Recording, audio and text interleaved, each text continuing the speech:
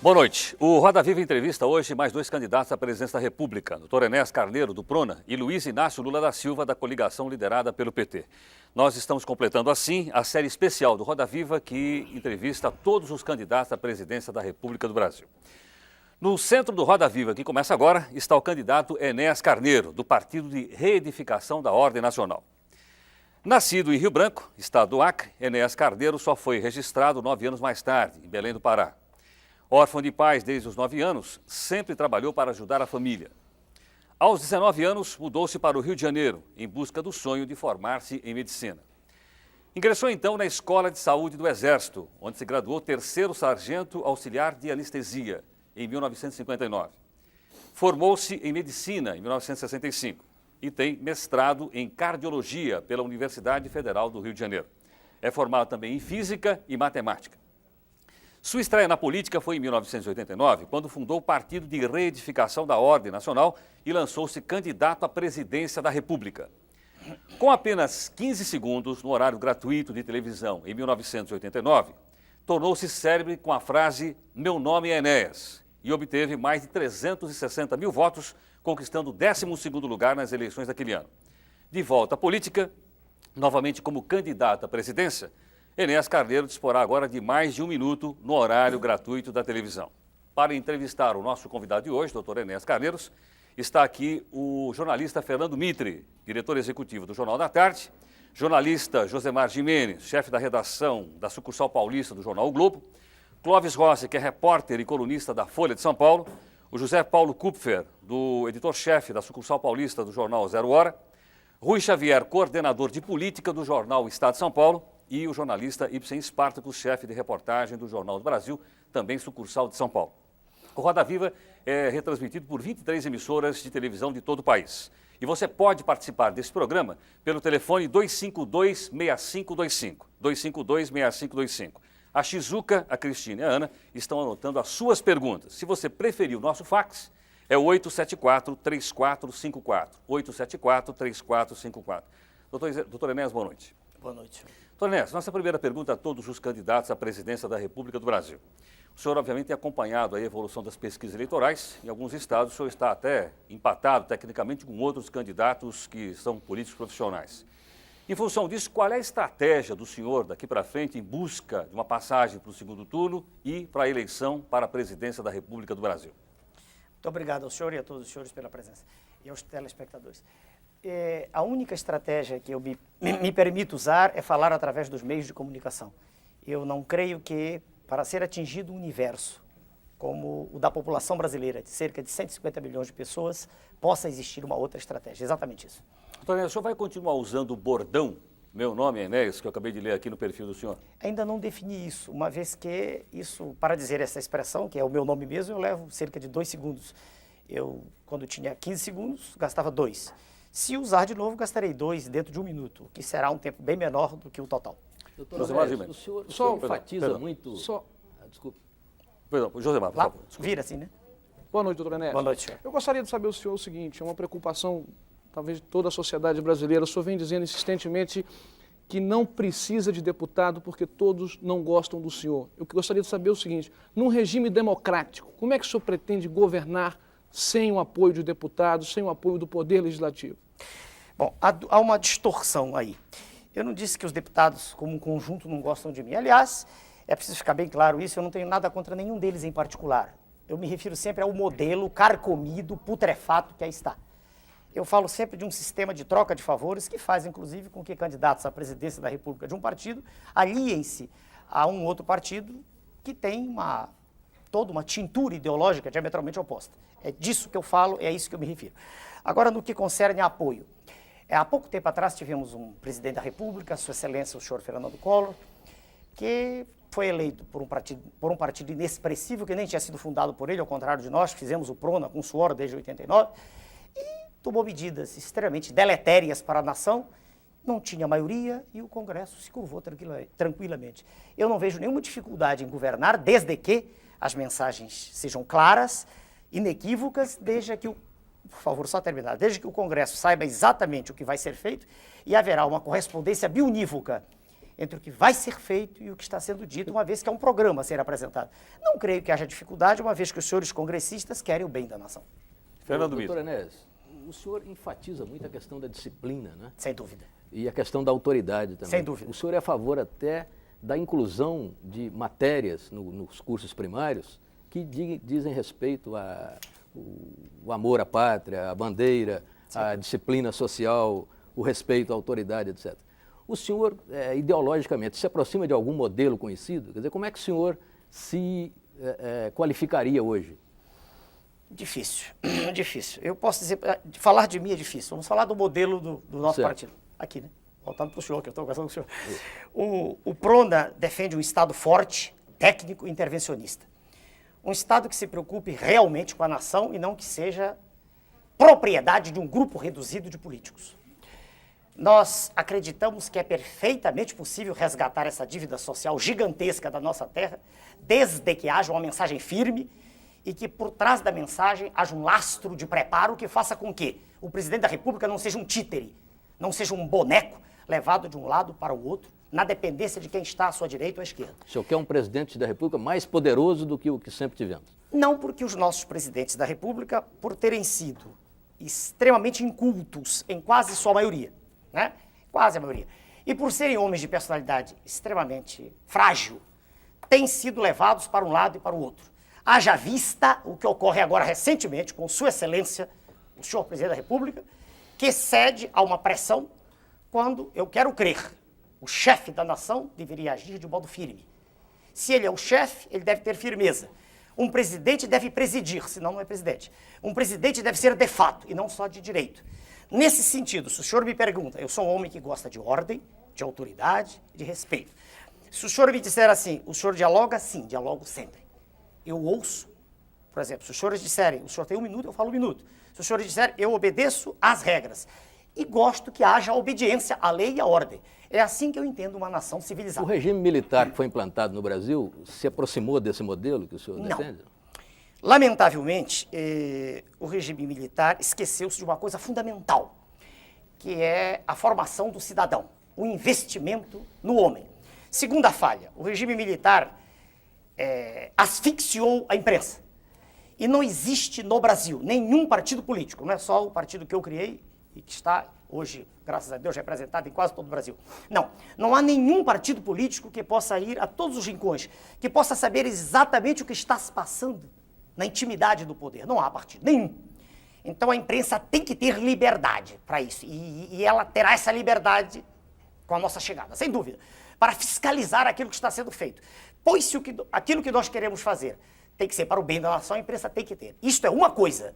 Outra coisa é a absoluta falta de responsabilidade com que a imprensa se comporta atualmente. Por exemplo, cito de modo claro, na capa de uma revista aparecem as 3 figuras magnas do país.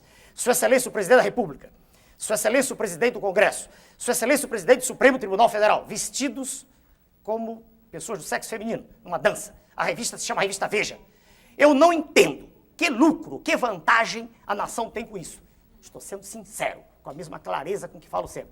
Então, repare, chamam-me de autoritário. Eu digo, não, eu quero ordem, quero respeito, quero liberdade de expressão, mas quero responsabilidade também. E quero crer que não há nenhum pai de família que goste de, às 7 horas da noite, ligar um instrumento, um aparelho de televisão, e ver na tela expostas cenas de lascívia, de luxúria, de lubricidade, de sexo quase explícito, que deformam a personalidade e a formação dos seus filhos. Eu não acredito que haja nenhum chefe de família lúcido que goste disso. Doutor Enéas. Essas teses são claras, eu estou repetindo como sempre fiz. Tá, vamos a mais uma pergunta. Apenas quero dizer, Clóvis, o seguinte, que o senhor Guilherme Grimaldi de Piranga já usou essa expressão autoritária que o senhor mesmo usou agora. Normal. Clóvis Rossi. Não sei, pelas entrevistas anteriores que eu li do senhor, se houver alguma distorção, o senhor me corrija, me dá mais a sensação de que o senhor é menos candidato à presidência da República e mais candidato a Fujimori do Brasil, é isso mesmo? Não, nunca disse isso. Não tenho nenhuma admiração pelo senhor Fujimori, principalmente porque o modelo de natureza macroeconômica que foi utilizado lá repete os ecos da ventania neoliberal que assola o continente sul-americano. Não tenho nenhuma simpatia. Não vejo em que eu possa ser comparado ao senhor Fujimori. Nunca disse em nenhum programa que iria fechar esta ou aquela instituição. Nunca disse isto. Em nenhum momento. Não vejo nenhuma razão para essa comparação. Doutor Enéas, eu queria saber quando o senhor faz essas críticas aos meios de comunicação, por falta de responsabilidade, o senhor diz que, na eventualidade de ser presidente, usaria de mecanismos. Quer dizer, eu queria entender... Mecanismos jurídicos. Que mecanismos são esses? Hoje a Constituição não prevê nenhum tipo de intervenção, a imprensa é livre no país, e eu queria saber se o senhor batalharia para criar algum tipo de mecanismo de controle dos meios de comunicação. Vamos lá. Hoje mesmo eu estive com a TV Bandeirantes e conversei com o senhor presidente da organização, disse exatamente o que estou dizendo aqui. Eu digo as mesmas coisas sempre, com clareza meridiana. Com a clareza do líquor de quem não tem meningite. A mesma coisa sempre. Veja o senhor, existe um estatuto da criança e do adolescente, ao qual não há nenhuma obediência no país. Existem tentativas as mais escabrosas de tirar vantagem do menor abandonado. É uma indústria que aí está estabelecida. Então, é perfeitamente possível, usando a lei, tendo inteligência e vontade de ação firme, conversar com diretores dos meios de comunicação e mostrar a eles que é possível, ainda mais estando na presidência da República, com o poder que a lei confere, e tendo um Congresso que naturalmente estará afinado. E eu lhe digo por que estará afinado. Eu digo já. Imagine o senhor que, tendo 1 minuto no horário eleitoral gratuito, eu chegue a ser eleito. Imagine o senhor, apenas como exercício de raciocínio. Eu terei mostrado de forma inequívoca a toda a imprensa brasileira que tudo que é transmitido todos os dias não é o que a população quer. Em todas as páginas dos jornais, eles estão repletos de notícias dos candidatos da imprensa. Aqueles que a imprensa prestigia. E ela diz que tem experiência política. Como se experiência política fosse andar pelas ruas fazendo greves, gritando, ou fazendo comícios, eu não vejo assim. Eu vejo, senhor, que experiência resulta de aprendizado, de conhecimento do assunto. Por isso eu estou esperando que nós comecemos a falar das questões magnas aqui já. Mas essa é uma questão que pode ser considerada um problema brasileiro. O senhor foi o primeiro a apontar. O problema da forma como que os meios... Exatamente. Que existe hoje. E esse não é um problema brasileiro? Eu já citei para o senhor o Estatuto da Criança e do Adolescente e a outra questão também, a qual não se faz referência normalmente, que é o direito de concessão. O direito de concessão previsto na Carta Magna, ele existe porque Sua Excelência, o Presidente da República, assina esse direito. Mas eu só queria, por favor, só queria entender qual é o... emissoras que não se enquadrarem ao modelo que o senhor... Eu queria entender se é um processo de negociação, de discussão com a sociedade, negociação, ou se seria intervenção... Pois não, assim como eu estive hoje com o presidente, o primeiro de uma rede de comunicação que me convidou para conversar, e só fui porque fui convidado, jamais impus minha presença a lugar nenhum. Estou aqui porque os senhores mandaram um ofício, claro, calcado na lei, mas eu quero crer que, conversando com os diretores, presidentes dos meios de comunicação, como todos são chefes de família, e apenas eles participam do processo, porque, quero crer, não há outro jeito, é uma briga por ibope, quando se ficar claro, quando não houver dúvida, quando for irrefragável a tese que existe comando na nação, e nessa história de faz de conta que aí está, sabe? Perdoe-me, essa bagunça generalizada que hoje é o Estado brasileiro, fraco, incapaz de tomar decisões, mal informado, mal organizado, com uma desordem em todos os níveis. Quando ficar claro que não é mais assim, eu quero crer que não será difícil. Pois não. Nós temos mais uma pergunta do jornalista, eu queria que o senhor respondesse ao nosso telespectador, José Carlos Plácido, da Vila Olímpia. Ele quer rapidamente saber do senhor o seguinte: se o senhor não passar para o segundo turno, o senhor aceitaria ser ministro de algum outro governo? Com todo respeito ao telespectador, com todo respeito ao senhor telespectador, é impossível... Fala aqui? Pois não. É impossível, senhor, que fez a pergunta, muito obrigado ao senhor, mas é impossível ser ministro de um governo inepto. Veja, o senhor que perguntou o que acontece agora com, não me lembro, o senhor Osíris, o senhor secretário da Receita. Não adianta, imagine o senhor que eu fosse, por hipótese, que aceitasse essa tese, jamais aceitarei com o modelo que aí está, jamais. Já declarei isso por escrito, em documento que está registrado em Brasília.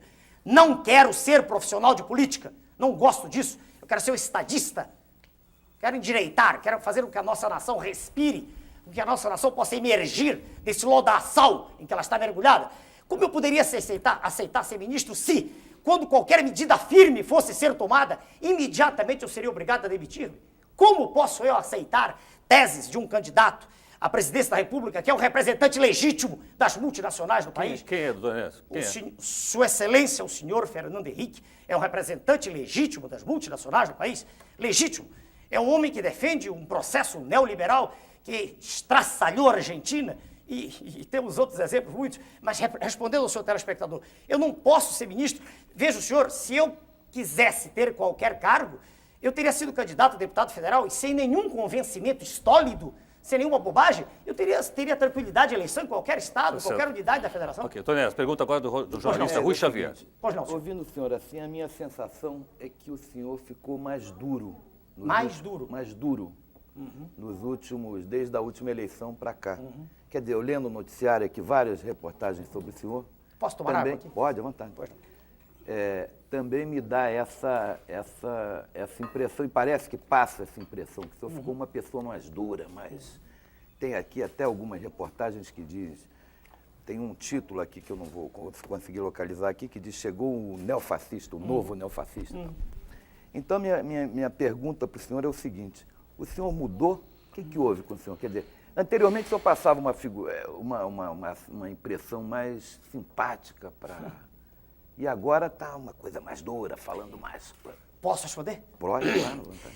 Com respeito à sua pergunta e a tudo que ela possa traduzir, né, de modo explícito ou implícito. Veja o senhor, eu sempre falei durante os 15 segundos com o mesmo tom enérgico que eu falo agora. Isso é da minha personalidade. Eu não sou homem de meias palavras. Eu tenho clareza no que penso e no que digo. Não tenho dissociação cérebro-língua, nem nenhuma dificuldade de articular o meu pensamento. Aprendi a falar e escrever corretamente. Naquela época eu tinha um tempo pequeno, então grande parte das pessoas, incluídos jornalistas também, não conseguiam entender o que eu dizia. E achavam engraçada a frase final, meu nome é Enéas. Muitos achavam que eu estava brincando, querendo ser deputado mais à frente, ou um cargo. Surpreendi todos quando não fui candidato a nada, porque eu não quero, não preciso disso. Sou médico, sou professor de cardiologia, tenho do que viver. Eu não fiquei mais duro. A conversa agora está sendo mais demorada. É possível agora o senhor acompanhar com mais tranquilidade, e todos que me ouvem, não só agora a forma, mas o fundo, o conteúdo do que está sendo dito. Eu falei em fevereiro de 1991, não sei se o senhor assistiu ao pronunciamento, 1 hora inteira em cadeia nacional, e disse coisas extremamente duras. Eu fui o primeiro presidente de partido político que teve coragem de pedir a sua excelência, o presidente Collor, que renunciasse naquela ocasião. Pela desgraça a que ele estava lançando a nação. Em que? A que ele estava lançando. O senhor votou nele no segundo turno? Não, eu não leio meu voto, por favor. Por favor, não acredito nesses senhores que estão. Então, veja bem, naquela ocasião eu falei 1 hora inteira. O senhor anulou o voto? Anulei com tranquilidade, mas por que não? A Constituição me permite. Se eu não acredito em A, B, C e D, por que eu tenho que votar em algum deles? Por que eu tenho que dizer... Em branco? Não, em branco eu sei que há processos de fraude, todo mundo sabe disso. Isso é notório no país. E o voto em branco permite que aqui ou acolá, no meio do trajeto, alguém põe, eu anulo o voto, por que não? É a maneira mais clara, mais categórica, mais peremptória de eu dizer que não acredito naquilo. Aparentemente, o senhor não acredita só de A, B, C, o senhor não acredita em ninguém de A a Z, pelo que o senhor está dizendo. Depende de quem se apresenta. Aí, não, Só o senhor. Então podia inverter essa pergunta. Só um instantinho para o senhor, por favor. Não, pois é, nessa linha. Senhor Clóvis, um minutinho. Eu não vejo no cenário que aí está. Se eu visse, eu não me teria candidatado. Perceba o senhor uma coisa. Eu não gosto do processo. Senão pertenceria a ele tranquilo, estaria a palavra que os senhores usam. Processo, exatamente o que é processo? É essa imundícia em que se transformou o quadro político brasileiro. É essa situação de vergonha que cada brasileiro tem quando chega no exterior. Eu estou falando de quem pode ir ao exterior, porque pobre não sai nem do bairro onde mora, não consegue nem pagar a passagem. Essa situação de mentira que é lançada nas telas da televisão, nos jornais todos os dias. E vou dar exemplos para os senhores, vamos falar de coisas concretas. Previdência, que é uma farsa. A maioria das coisas que são apresentadas é falsa. Quando se diz que existem 2 para 1, isso é mentira. Misturam-se os homens da cidade com os homens do campo. A relação na cidade é quase 4 para 1. A relação no campo é meio para 1. Quando se junta isto tudo, e os senhores são jornalistas, sabem da verdade, cria-se o 2 para 1. Então há 2 indivíduos para 1, isso é mentira. O que ocorre é que arrecada-se muito pouco no campo. E como se arrecada muito pouco no campo, a cidade paga pelo campo. Então tem-se a impressão que a Previdência está falida. Ela tem, aliás, um saldo de $1 bilhão. O que se quer é privatizar tudo para que grupos espúrios, né, tomem conta e aí o Estado fica endividado, como aconteceu no Chile. O Estado fica endividado e os grupos têm um grande negócio. Então, eu deixo deixar bem claro. Quando você disse o processo, eu quero dizer o seguinte, eu não gosto dessa maneira como um candidato a presidente da República se curva. Para ser eleito, ele se curva. Ele não acredita na força dele. E ele faz composições, ele procura um vice, ele procura um... Para quê? Para que ele tenha votos. Eu não faço isso. Eu sou exatamente o mesmo. Meu candidato a vice-presidente é o Almirante. Almirante Roberto Gomes Silva.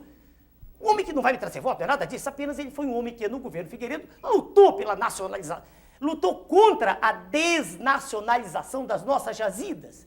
Ele lutou contra esse processo de sangria, né, do qual nós somos vítimas, exportando minério in natura. Ele lutou contra isso. Deixa eu lhe fazer uma pergunta. Pois Então. não. Do que o senhor gosta nesse processo todo? O senhor já falou de muita coisa que o senhor não gosta. Por isso eu entrei. Tudo bem, mas deve ter alguma coisinha, porque o senhor não vai destruir tudo para montar tudo sozinho. Não, mas eu acabei de falar, o senhor me perguntou, não sei o nome dos senhores, sobre o Congresso, e eu disse que eu não acredito. Deixa eu me definir bem. Vamos falar do Congresso. 503, né? 503. Eu nunca disse, veja o senhor, que o indivíduo A ou B é um partido. Nunca disse isso. O que eu vejo é o seguinte, existe um modo de comportamento que se tornou a regra do processo. Esse modo chama-se hipocrisia. O cidadão não tem coragem de dizer a verdade. Ele tem medo de perder voto aqui, perder voto acolá, ele faz aliança. O senhor inclui os deputados do Prona também, doutor Enéas? Se acontece com eles? Olha, eu não sei lhe responder. Eu tenho um deputado no Prona federal, dona Regina Gordinho. E foi o único deputado que veio para o Prona. E se o senhor disser que ela fez aliança, eu quero crer que não. Tá? Eu quero crer que até hoje ela tem sido de uma lealdade extrema e, muito embora facilmente pudesse estar em outro partido, agora mesmo disseram que ela tem 2% das intenções de voto, saiu no Jornal do Rio de Janeiro, ela se manteve leal a mim. Sem ela, eu não teria entrado com uma ação de inconstitucionalidade, e o senhor conhece, pela Constituição, eu só poderia entrar com essa ação se tivesse um representante. Então, o senhor falou agora em aliança, eu quero crer que ela não fez nenhuma aliança. Não vi, não tenho nenhuma informação. Nessa linha de raciocínio, eu queria que o senhor me explicasse a pergunta do jornalista José Paulo Cuff. Por favor. O senhor ou o senhor? Eu. O senhor? Esse meu nome é Zé Paulo. Sim, senhor, Zé. O senhor disse que quer um Estado intervencionista. Deixa eu amarrar bem. Forte, técnico, intervencionista. A frase não é minha, é do professor Alain Touraine, professor de Sociologia da França. Autoritário também, professor? Peraí. Continua com o senhor ou respondo para ele? Como quiserem. Aí ele- Se a palavra autoritário quer dizer que exista autoridade, que ela se faça respeitada, se é este o sinônimo dentro do universo semântico seu. Se é isso que o senhor quer dizer, é. Bom, então vamos lá. O senhor quer um Estado desse jeito. Isso. O senhor já meteu aí a leia no neoliberalismo. Sem dúvida. Aqui no seu material a gente lê que o seu modelo de político é o Fidel Castro. Não disse isso. Não disse isso. Um minutinho só. Perguntaram-me quem eu admirava no exterior. Eu disse pela personalidade forte, pela coragem de enfrentar o monstro. Peraí, mas eu não disse, eu não sou socialista, deixo bem claro, eu defendo a livre iniciativa, eu defendo a economia de mercado, então eu não tenho como modelo o senhor Fidel Castro. Eu não disse isso nunca. Um defensor de uma economia De mercado não liberal, o que é? Ele me perguntou... Posso complementar? À Como é que vontade. pode combinar a defesa da economia de mercado com um Estado Forte, intervencionista? perfeito, eu digo agora. Intervencionista. Perfeito, Forte e técnico, tudo bem. Com clareza, para o senhor, para todos. Veja bem, primeiro que o que está diante de nós é toda uma encenação, é toda uma farsa. Vamos devagar. Primeiro que o Estado intervém sempre. Vamos ver, agora mesmo, quando foi decretado o Plano Real, esse plano, o último plano, miraculoso, que se estenderá quase certamente até as vésperas dele, quase, né? Ninguém pode afirmar, o processo é muito mutável. Mas quando ele foi decretado, Sua Excelência o Presidente da República recebeu a sua assessoria econômica e lhe apresentaram a taxa de juros com a qual o mercado iria se comportar, ditada pelo governo. O senhor acompanhou. 8,13 ou 31 foi arredondado para 8,2. Agora, hoje ou ontem, um senhor saiu no Globo ontem, 21. Por esses dias agora, saiu no Globo, que é impossível continuar com isso. O serviço da dívida pública, o serviço dela, está em torno de 4 bilhões de dólares mensais. Diz o professor Dércio Garcia Munhoz, que não é do Prona, não é do nosso partido, que não quer dizer nada. Não quer dizer nada. É uma pessoa porque eu tenho profundo respeito. É professor titular de Política Econômica e Economia Internacional em Brasília. Diz ele, não são 4, não. Estão contando só com os títulos em poder do público. Mas se levarmos em conta os títulos do Banco Central, e o Tesouro também paga esse serviço a eles, chega a 6 bilhões de dólares. Ora, meu Deus do céu, não é intervencionista. Só que é intervencionista a favor dos grandes grupos. Eu estou falando de grupos financeiros, não estou nem falando mais em empresa. A empresa, todas estão perdendo. Só as muito grandes que não perdem. As empresas médias, pequenas, todas estão perdendo. Não há estímulo nenhum para o investimento, em produção nenhum. Então, quando eu digo intervencionista, eu digo isso com firmeza, querendo dizer o seguinte, vai intervir mesmo contra esse monstro cuja cabeça está lá fora, no G7, não sei qual deles. É um conjunto, o senhor sabe, harmônico que funciona ali no norte, né, da Pax Borealis. E os tentáculos estão aqui dentro, com os vendilhões da pátria aqui dentro.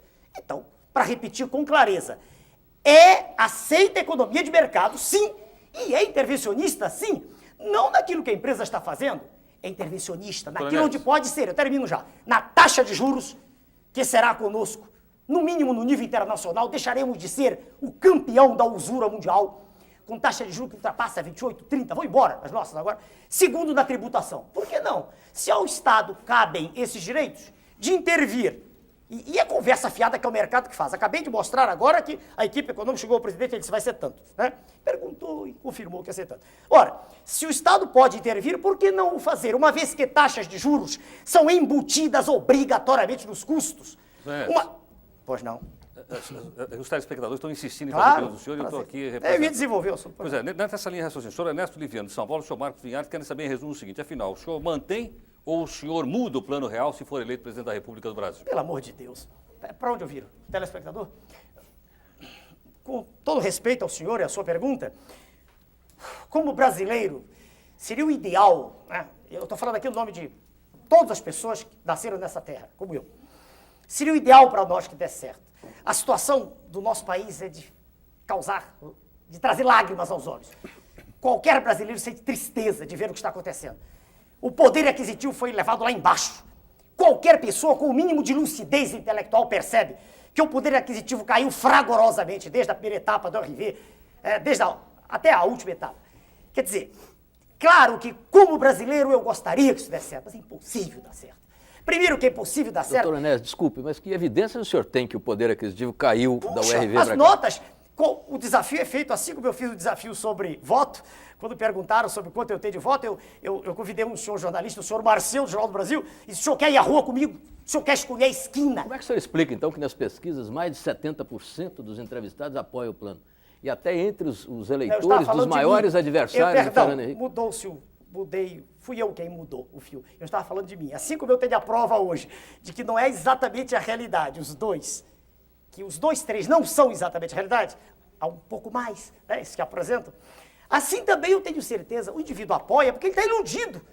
Ele olha para a moeda, ele vê uma moeda pequenininha, que não valia nada a pouco, e ele sente, puxa, meu dinheiro está valendo. O senhor mesmo disse, não valia nada a pouco, agora vale. Exato, mas é verdade. Então isso é positivo em si? Sem dúvida, do ponto de vista de máscara... Então o senhor já descobriu alguma coisa de positivo Mas no plano? espera aí, se é positivo enganar o público... Mas isso é enganação? É. O senhor acabou de descrever que o povo agora tem uma moeda não, a que vale. moedinha na mão escute, Que eu não vale, disse a que antes moeda não no valia. sentido do termo macroeconômico, por certo, favor. eu sei. A moedinha vale. Peraí. Antes não valia. Não valia nada. Porque... Então melhorou. Espere. Mas é falso porque o que é mais importante não é aquele valor nela, íncito a ela, próprio dela. É o poder de troca, é o poder aquisitivo. E ele não existe. Mas se mantém. Não diga isso, por favor, Doutor senhor. Enéas. Por favor, o poder aquisitivo caiu. Doutor Enéas. Eu não trouxe aqui, mas é possível provar isso. Qualquer pessoa que saia com dinheiro na mão para comprar agora e o faça... Mas há uma contradição em termos do que você está dizendo. Quer dizer, antes havia um dinheiro que não valia, agora há um dinheiro que vale. O dinheiro que vale é aquele que compra. Espere, devagar. O que não vale é o que não compra. Por favor, eu preciso responder para haver clareza. Uma moeda, aquela moeda de metal, aquilo que é simbólico, antigamente, ela não existia porque estava tudo fragmentado. Hoje, esse centavo, ele vai de... se o real é 2... Vale mais de meio dólar. Exato. Mas eu quero dizer que o que essa moeda pode comprar é menos do que os 2,750 podiam. Isso é que eu quero dizer, entenda-me. A moeda em si, ela vale 2.750, digamos R$1, 2.750. Só que ela compra muito menos do que os 2.750 compravam. Mas, doutor Enéas, o senhor acha então que a população é tola o suficiente para... A população como é natural em todo e qualquer grupamento humano, ela se deixa levar por um processo colossal de anestesia. É natural isso. Doutor Só Enéas. que isso passa. Doutor Essa Enéas. anestesia, um minutinho. Essa anestesia ocorre em todos esses movimentos. É natural isso. Essa anestesia ocorre todas as vezes que os meios de comunicação, de modo maciço, apresentam uma ideia. Isso é Doutor natural. Enéas, a dona Maria Helena Prenhorato, nossa telespectadora, quer saber quem é o ministro da Economia do senhor. Quem é que o senhor vai nomear para o Ministério da Economia? Ora, isso... Respeita a senhora. Na área econômica, hoje, eu tenho duas pessoas que me ajudam muito. Um é um membro do partido, do PRONA. É um professor da Escola Superior de Guerra, Dr. Marcos Coimbra. titular de análise quantitativa da Universidade Estadual do Rio de Janeiro. Estou me dirigindo para a tela, né? E a outra pessoa não é do Prona, eu citei antes, é o professor Dércio Garcia Munhoz, porque eu também tenho muito respeito. Mas eu não tenho compromisso com nenhum dos dois de dizer que um deles é o ministro. Em nenhum momento, não há esse compromisso estabelecido. No decorrer do processo, pode ocorrer de um deles dizer, não, doutor Enéas, é melhor escolhermos uma outra pessoa, eles mesmos. Isso para nós, no Prona, não é fundamental, nós não estamos trocando cargos.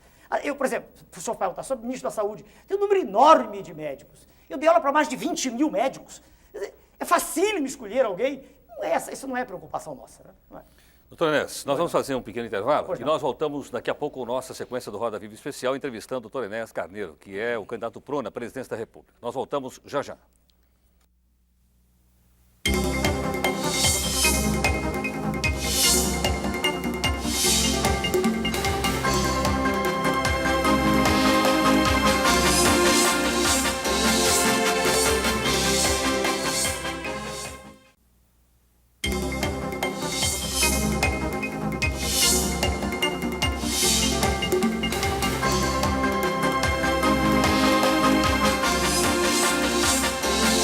E nós voltamos com o programa Roda Viva Especial. Nós estamos entrevistando hoje mais um candidato à presidência da República, doutor Enéas Carneiro, o candidato do Prona. Você pode participar pelo telefone 252-6525. Se você preferir, o fax é o 874-3454. Enéas, eu gostaria que o senhor me confirmasse o seguinte. O jornal o Globo, no dia 12 de maio, publicou uma expressão atribuída ao senhor. Eu gostaria de perguntar ao senhor se ela procede ou não. Ele diz o seguinte, que o senhor teria dito que a classe política brasileira é representada pela escória da sociedade. Sem O senhor disse isso? Disse com os mesmos termos. Então, que eu a quero respeitosamente perguntar ao senhor o seguinte, o senhor se inclui nisso? Não, por isso não quis ser candidato a nada. Quando eu disse escória, eu quero dizer o seguinte, é difícil, claro que há exceções em todos os níveis, em todos os meios, mas é difícil o senhor encontrar no cenário político um cientista, um homem que tenha dedicado sua vida à ciência. Geralmente ele sente repugnância pelo processo. E por que ele sente esse sentimento específico? Porque se criou toda uma imagem, que é a imagem das ruas, não é a imagem da imprensa, é a imagem nas ruas, de uma aversão pelo político. O político geralmente é vaiado, o político geralmente é alguém para quem se olha assim, cheio de vida fácil. E quando a gente acompanha todo o processo, a gente vê que, na maioria das vezes, na esmagadora maioria das vezes, o sujeito se aproxima para tirar vantagem. Ele se aproxima porque ele fracassou na vida profissional. Ele não é um indivíduo que tenha tido uma carreira com brilho naquilo que faz. Doutor Enéas, desculpe, nós temos aí concorrendo o maior líder da história do Brasil, que é o Lula, e um brilhante intelectual de nível internacional, que é o Fernando Henrique. Muito bem. O Isso senhor me obriga a caracterizar de modo pessoal, que eu não gosto de fazer, mas quando o senhor diz líder, perdoe-me, se o Partido dos Trabalhadores tem uma estrutura de pensamento tão forte, por que na sua linha de frente, para o cargo máximo da nação, ele apresenta uma pessoa, não tem nada em particular contra esse senhor, mas que é uma pessoa sem preparo? Como sem preparo? Um o por preparo favor. só se adquire na academia? Exatamente. Chegaremos lá. O conceito de preparo Isso não faz se limita sentido. aos sábios. Não, preparo. Eu nunca disse que era sábio, senhor. Não digo isso. Eu sou um estudioso de ciência. Veja bem, quando eu digo sem preparo, vamos ser claros, todos nós. Existe uma mística que é criada no sentido de proteger o cidadão A, cidadão B. Por favor, o que é preparo? Preparo adquire-se de modo formal nas escolas. Eu não consigo aceitar, e por isso eu me sinto muito... Um minutinho. Senão, deixa eu terminar a expressão. Claro, o senhor tem todo o direito claro, de redarguir. claro, se as escolas não servem para nada, para que elas foram criadas? Não, quem disse que não serve? Só um minutinho. Então, se o curso primário, o antigo... As escolas brasileiras hoje servem muito pouco. Bem, eu não fiz a escola atual, senhor. Eu fiz há 50 anos atrás. Sim, mas o senhor concorda que hoje ela serve muito pouco, né? Elas servem pouco, mas é melhor a escola do que a não escola. Permita-me só terminar o pensamento aqui. Se eu não consigo entender que se lance a candidatura da República, não consigo entender, e que haja um aplauso de um grupo, né, a uma pessoa que nunca estudou, que se exprime com muita dificuldade, em linguagem falada ou escrita, e que, perdoe-me, fala do que ouve. Eu não conheço nesse senhor, né, candidato do PT, nada que nesse período todo de 79 me tenha impressionado no que concerne alguma análise profunda de questões sérias. Eu nunca vi isso. Eu não sei como uma pessoa que nunca foi educada e nunca educou ninguém pode falar de educação, eu não entendo. Agora, se o senhor diz Que eu estou ofendendo? Não estou ofendendo. Fazendo um diagnóstico Você está preciso. mostrando um preconceito absurdo. Não, não é preconceito. Veja o senhor, para dirigir um avião, exige-se um curso, um Claro, treinamento. não há nenhuma dúvida. Para dirigir uma escola, exige que a pessoa tenha um diploma. Para ser presidente da República, não se exige nada. Exige que seja um Mas, cidadão como é que o que presidente tenha legitimidade no seu poder, que tenha o apoio da sociedade. E essas são as Desde que exigências. esse apoio seja manifesto, não dessa forma que é. Como dessa forma? Qual é a outra forma? Metade da população se diz insatisfeita, 56% são as estatísticas. Agora, o senhor expõe em todos os programas, nas primeiras páginas de jornais, todos os dias, desde 1979, Espera um instantinho, as mesmas pessoas, os senhores, e tem as suas razões para isso, os senhores têm todo direito de ter seus candidatos. Não, Não, é natural. Por favor, É natural. por Em favor. 89, Não um minutinho. é essa a questão. É, sim, senhor. Não Porque sou como minutinho. meus candidatos, nossos candidatos. Em não é 19... isso. Não, os senhores me chamaram porque a lei assim o exige hoje. Em 1989, eu era a mesma pessoa, tão preparada quanto sou hoje. Os mesmos diplomas que tenho hoje. Nunca houve um órgão de comunicação, nunca não. O senhor Jô Soares me chamou, me deu essa oportunidade. Mas ninguém se interessava, era uma pilhéria. Eu era um motivo de jocosidade, era uma figura para os senhores histriônica. Estou falando em geral. Pode até haver no conjunto dos senhores alguém que admita, que aprecie o que eu digo. Agora, então, se há o preconceito, não é meu. O que é que deveria fazer a imprensa quando vê um médico que trabalhou a vida inteira, que ensinou a vida inteira, que formou jovens, que nunca chegou atrasado ao seu curso, que deu exemplo de cidadania formando pessoas, que se dedicou sempre ao trabalho e não fazendo greves, estudando e trabalhando?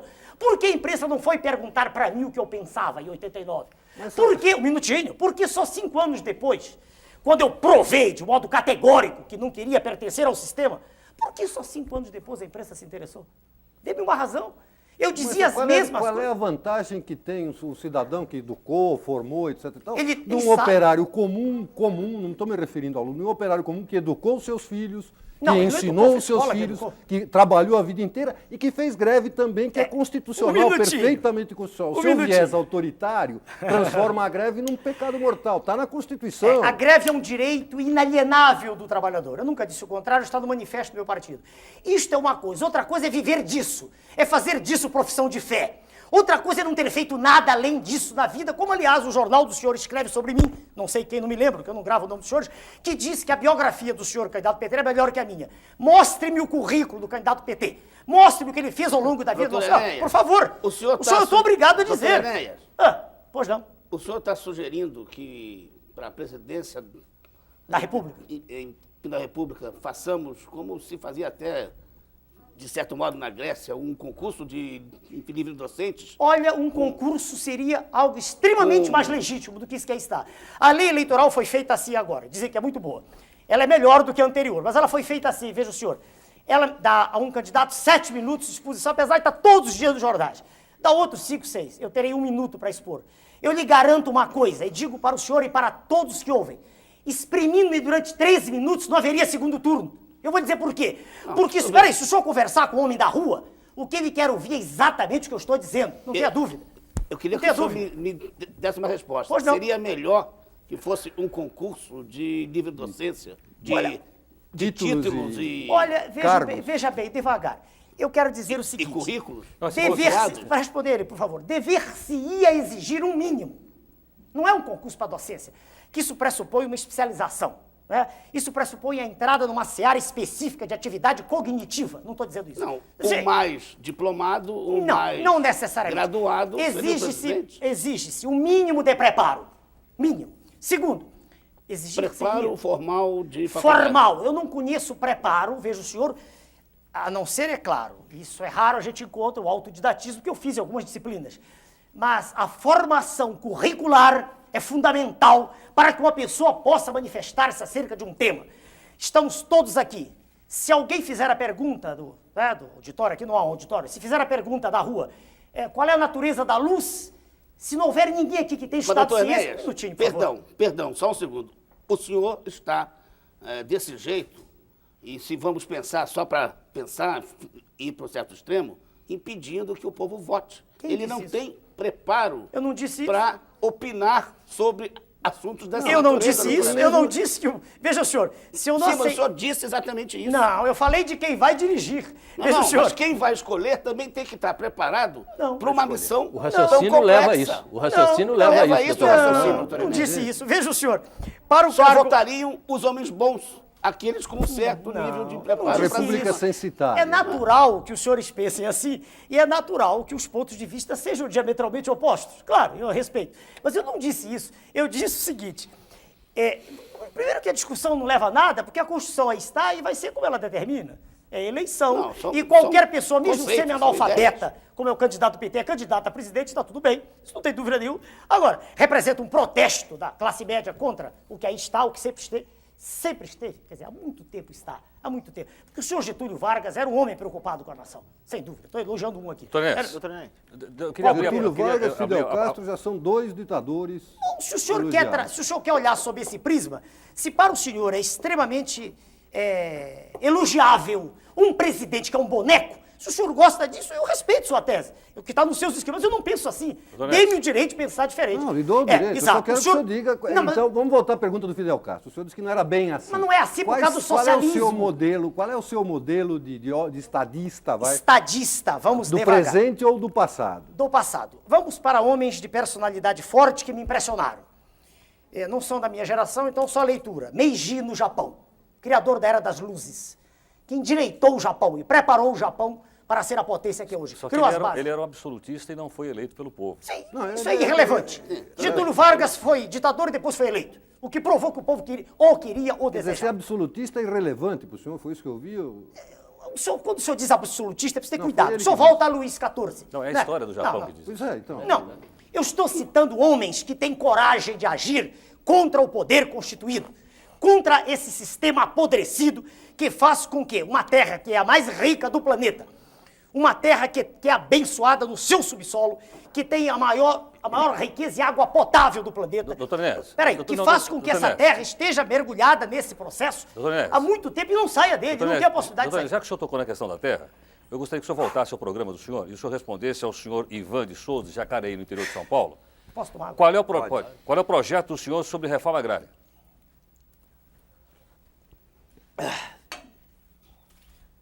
Desculpe, tomando água. É que um calor aqui, os telespectadores não sabem, é terrível. Veja bem, vamos primeiro mudar de novo a expressão. A expressão reforma agrária, ela já tem um contexto hoje, dentro do universo semântico em toda a população, que me cria um mal-estar até examiná-la. Eu prefiro responder ao senhor assim, de modo também sintético. É fundamental que seja feita uma reordenação do processo agrícola. Vou lhe dizer rapidamente os pontos que já estão estabelecidos, que muitos ainda há a estabelecer, alguns, do nosso ponto de vista. É preciso que haja crédito rural mesmo, e não de fase de conta. Ou seja, é preciso que se privilegie o pequeno produtor, que se privilegie também o médio produtor, que se volte a fazer, como no passado se fazia, um investimento maciço no campo. Nós temos só o ano inteiro, e poderíamos ter 2 ou 3 safras por ano. É uma questão de investimento. É preciso que exista todo um sistema de apoio ao homem do campo, que hoje é alijado praticamente de todas as vantagens que tem o homem da cidade. É preciso que haja uma preocupação de toda a nação, e essa preocupação, a nosso ver, só existirá, no nosso caso, em nós deixarmos de ser corredor de exportação, que se exportem os excedentes e que se mitigue a fome. Doutor Enéas, talvez o senhor tenha esquecido de uma coisa talvez que seja importante. Terra para esse homem que o senhor está dando crédito, está dando assistência técnica, etc. O senhor daria terra para o homem sem terra? Existe toda uma faixa de terras que pode ser ocupada no momento sem nenhuma desapropriação. Essa questão é extremamente séria e eu não me permito, sem ter o acesso à informação precisa, fazer uma afirmativa que seja uma aleivosia. Os senhores, como jornalistas, sabem que as informações que nos chegam são distorcidas. Quando eu falei ainda agora para os senhores de Banco Central, eu sei o que estou dizendo. Quando eu falei de PMF, não cheguei a falar, porque eu cortei no momento. Quando se procura ler nos jornais, a gente não encontra a informação. Qual foi a receita do IPMF? Que foi apresentado como sendo solução há pouco tempo. Ele era 0,25%, né? 0,025. Não, 0,25. É um 0,25. quarto de um. Não é 0,25. 0,25. Se o senhor multiplicar 0,25 por 16, 16 vezes 5, 80, o senhor vai ter 4, que é a ideia do professor Marcos Sintra, criador do Imposto Único. Se o senhor multiplicar isso por 12, o senhor vai ter a receita do ano, uma projeção. Sei. Foi em abril, a receita foi de 150, uma fração de que eu não me recordo, 150 bilhões de dólares. No total vai dar 64 bilhões de dólares. Veja como recursos aparecem rapidamente, um minutinho. Mas ninguém sabia, isso foi feito assim 7 bilhões rapidamente. de dólares. São 150 milhões de dólares, com certeza. Sim, Doutor Enéas, eu eu queria queria 7 milhões de Doutor dólares. Enéas, Retirados da população, ué? Sim, tudo bem. Não, eu tô dando um exemplo, Não peraí. estou entendendo a conta. Não, eu estou- Onde é que o senhor chegou a 156 bilhões de dólares? Não, 150 milhões, Não, 0,25% por mês, de tá tudo certo. foi. Ah, tá certo. milhões. Mas dá Milhões. 7, neste ano dá Doutor 7 Enéas, milhões. doutor Não, doutor não, Enéas. não, não, não, não, 64. não, eu tenho dados oficiais. 150 milhões, e se o senhor multiplicar isso por 16, o senhor tem os 4% previstos pelo professor Marco Sintra. 2 para quem emite, 2 para quem recebe, para terminar a análise. Isso vai dar no ano, pode fazer as contas, vai dar 64 bilhões de dólares. Certo? 64, com certeza, por favor. Pois não, Ibsen. doutor Sem Enéas, fazer doutor contas, Enéas, mas por onde o senhor favor. quer chegar? Doutor Eu Enéas, quero chegar ao seguinte, essa informação não chega à população. Assim também, veja bem, eu não tive... Doutor Enéas, o número é 7 bilhões, 64 bilhões de dólares, é 3 vezes a arrecadação da União no ano, doutor Enéas. Se o senhor me permitir, se nós fizermos um intervalo, eu faço as contas e lhe mostro. Eu vou repetir. 150 milhões vezes 16 Por que vezes 16, 12, doutor Enéas? porque a alíquota é 0,25 e a proposta do professor Marcos Sintra é 4%, meu Deus. É 2% para quem emite, Que 2%. tem o Marco Sintra com isso? Ele não Porque ele é o tem. criador da ideia do imposto único. Mas que não foi foi distor- o imposto dele que foi. Ah, mas foi uma aplicado? distorção. Esse IPMF é um faz de conta do imposto único. Que é isso? Como não foi? O IPMF foi uma percepção primeira da realidade para que depois se aplicasse o imposto único. Ué, Doutor como- Enéas, é o seguinte. Eu só terminar o negócio da terra. Eu não tenho, e meu grupo ainda não teve acesso às informações reais. A gente pede uma informação, ela é distorcida, ela é guardada, ela é escamoteada. O orçamento, qual é o orçamento da União? Não foi votado até hoje. Estamos na metade do ano, por suas excelências, os senhores congressistas. Então eu não tenho ainda para lhe dizer a informação precisa da questão da terra. Essa é a resposta minha. Pode ir. Bom, Doutor só Enéas, eu para queria dizer, saber do Ibsen, senhor- por favor, que o senhor acabou de responder, doutor Enéas, a pergunta do nosso telespectador, o senhor Agostinho Ferreira Filho de Moema. Pois não, Ibsen. Doutor Enéas, Ah, por pois favor. não. Eu gostaria de saber se o senhor acha necessária uma reforma na Constituição e se o senhor a faria dentro do Palácio do Planalto ou a negociaria com o Congresso. Olha, a Constituição tem muitas coisas. Tudo que se apregou aí para mudar da Constituição, para mim, não faz o menor sentido. A maioria das coisas. Por exemplo, minério, subsolo. Não vejo razão nenhuma para isso. Pelo contrário, as empresas ditas nacionais são apenas a vidraça de grupos poderosos multinacionais que estão por trás. Então, não vejo. Para mim, são lobbies gigantescos para desnacionalizar cada vez mais o Brasil. Não é? Bom, segundo, monopólio. O nosso partido é totalmente favorável ao monopólio do petróleo, das telecomunicações e seria também do aço. Só que o aço não adianta mais, já venderam. Agora, se o senhor perguntar por que, eu também respondo. Quem detém petróleo, detém energia. Quem tem energia tem progresso. Tem progresso, tem desenvolvimento, tem investimento, tem produção, tem emprego. Ora, abrir o monopólio, quer dizer, desfazê-lo, o senhor dirá, não, mas são empresas nacionais. Não necessariamente. Pode ocorrer o mesmo que ocorreu com mineradoras. Grupos poderosos alienígenas estarão aqui daqui a pouco. Doutor Enéas, estou recebendo uma informação aqui. Pois não. Apenas o senhor levantou uma questão, essa questão da pessoa ser culta ou não. Eu sou Francisco Magalhães, de Goiânia. Em Goiás, pergunto ao senhor o seguinte. O que é que o senhor faria com o atual primeiro-ministro da Inglaterra, o senhor John Major, que só tem o 2º grau? Mas o 2º grau pressupõe um nível médio de escolaridade. Não adianta O perguntar. que eu faria com ele? Veja bem, todas as vezes em que eu ouvi o senhor John Major manifestar-se, eu não vi incultura. Eu não vi nele um nível de instrução tão abaixo da média como quer o senhor telespectador dizer. Perdoe-me, o senhor não faria nada. É um homem que quando se... Doutor Enéas, doutor Enéas. Agora só Eu te ensino agora, só um instantinho, para barrar. Que deveria ser exigido, quer dizer, o mínimo, só isso. Tá, o senhor disse Qual o que, é o senhor o- não, o que o senhor não adotaria numa revisão constitucional. Ah, não, sim. Mas sim. o que o senhor faria e se o senhor negociaria isso com o Congresso? Veja Isso que eu bem, quero veja bem. O presidente eleito, ele dispõe hoje de um instrumento jurídico que é válido, é legítimo, né? Que é a medida provisória. Que é usada, há poucos dias perguntaram no Jornal do Brasil, o senhor usaria? Claro, a medida provisória permite ao presidente da República uma ação rápida. Então, a medida provisória ela é usada no sentido de vencer uma questão emergencial. Aliás, no Brasil, nós vivemos em permanentes questões emergenciais. Tudo é uma O Brasil não vive em regime de urgência, vive em emergência. Né? A gente poderia falar 2 horas sobre os campeonatos mundiais. O Brasil é campeão do mundo em doença de Chagas, tripanossomose americana, é campeão do mundo em esquistossomose mansônica, campeão em doença de Chagas. O senhor Carlos Chagas falava nisso no início do século. Bastaria acabar com as casas de pau a pique e nada se fez durante 60 anos. Quer dizer, então, eu tenho a impressão, de novo, que os senhores congressistas serão, já disse e repito, extremamente simpáticos à tese de reedificar a ordem nacional, uma vez que eles são legítimos representantes do povo. Doutor Enéas, Parece que a maior parte dos congressistas tem curso superior, não tem? Não sei. Não sei lhe responder. Doutor Enéas, honestamente. Não O sei. que o senhor acha que precisa para o Congresso? Uma vontade. Preciso a deflagração. Para entrar, para ser deputado, para o que ser precisaria? senador. Qual é o requisito? Não sei lhe responder. A formação Não. mínima. A formação mínima. Olha, peraí, qual no seria? exterior, em alguns países, existem escolas de formação política. O senhor Aqui sabe, também, é? aqui também tem. Peraí, por favor, vamos devagar. O senhor vai me dizer que os congressistas que aí estão fizeram escola de política? Não disse isso. Perdão. Eu disse Pensei que que- tem escola de formação política. Se os congressistas fizeram... é outra Tudo discussão. bem. Não, então é porque... Eu só queria entender o seguinte, ao longo do programa o senhor chamou os políticos de escória... Não, a eles imprensa- pertencem à escória. Pertence, tá bom. Pelas atitudes que vêm a público. Tá bom. Eu tudo não os bem, conheço eu pessoalmente. Eu só queria terminar a pergunta. Pois não. Desculpe, Bom, aliás. os políticos, o senhor já esculhambou à vontade.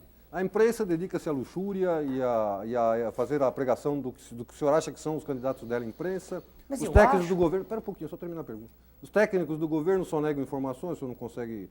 esconde, mistifica, etc. Tal. As pessoas sem o mínimo de educação formal, que no Brasil são a maioria, não deveriam, enfim, ter acesso a qualquer cargo político, público.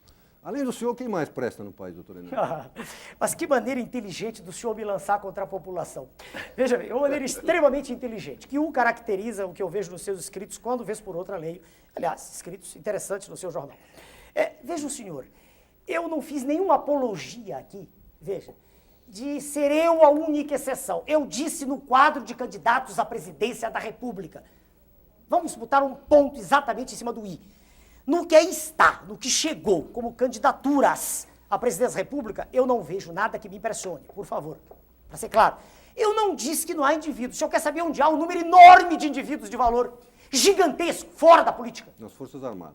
Fora da política, não necessariamente. As Forças Armadas têm indivíduos de valor, o senhor não gosta delas, é um direito que o senhor tem. Mas há indivíduos de valor... Não tem nada a ver com isso. Não, é evidente. Eu leio alguns dos seus escritos, não leio todos que não tenho tempo. Mas veja bem, há uma reação natural dos senhores, porque os militares se caracterizam por uma coisa chamada ordem, disciplina, respeito, coisas de que eu gosto também. Agora, Mas nós não. Nós queremos dar desordem. olha, os senhores, perdão, de novo, os senhores, amor de Deus, a imprensa, ela se caracteriza e ela vive, digamos, ela se nutre do escândalo, perdoe. Médicos, colegas meus, fazem trabalhos extraordinários no Brasil. Isso não é notícia. Notícia é o estuprador de menores. Ele vai para a página da revista Veja, vai para a capa da revista Veja. Por que o senhor está falando tanto da revista Veja? Eu citei 2 vezes, é o órgão de maior poder de penetração, né? Ué, não é o órgão.